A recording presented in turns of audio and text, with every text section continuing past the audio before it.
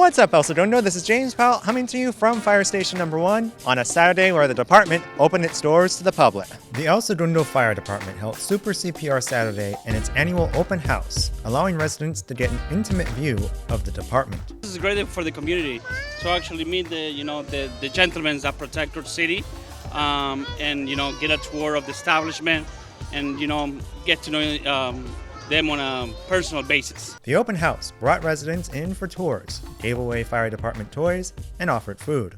Department officials said that the annual event gave them a chance to show the public a slice of the life of a firefighter. We're excited to be able to open up the doors to the community. We do this once a year formally, where we really get a chance to kind of showcase what the fire department does. We have our apparatus out on static display, which means people can go out there, take a look at them, take pictures. We'll open up some compartments and people can kind of see what goes on inside the fire trucks when it goes racing down their street. The other thing we're really excited to do is just open up the doors of the fire station. We really get to bring the public who normally just kind of to walk by down on Main Street, come in the station, see what station life is like. The day also saw Super CPR Saturday teach the 100 registered attendees the skills that would save a life. So we do this event annually to just get people back thinking about CPR, getting their hands on some CPR dummies. This is a perishable skill if you don't use it all the time. Even us here at the fire department, we still train on these all the time, even though we actually do this skill in real life. So the common person who doesn't do this skill, we like to do it annually so that they are able to refresh their skills, refresh their knowledge of CPR, and we're seeing the results of that when we go out in the field, and we're seeing these people actually doing CPR prior to our arrival.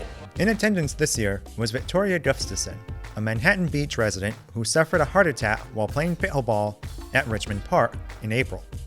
Her life was saved due in part to CPR performed by nearby players. It can make the difference in someone's life and beyond. And that's what happened for me, which is why I jumped on the first CPR class that I could get to, because I want to have that ripple effect and be able to be there in an emergency for someone else, because I really see the value.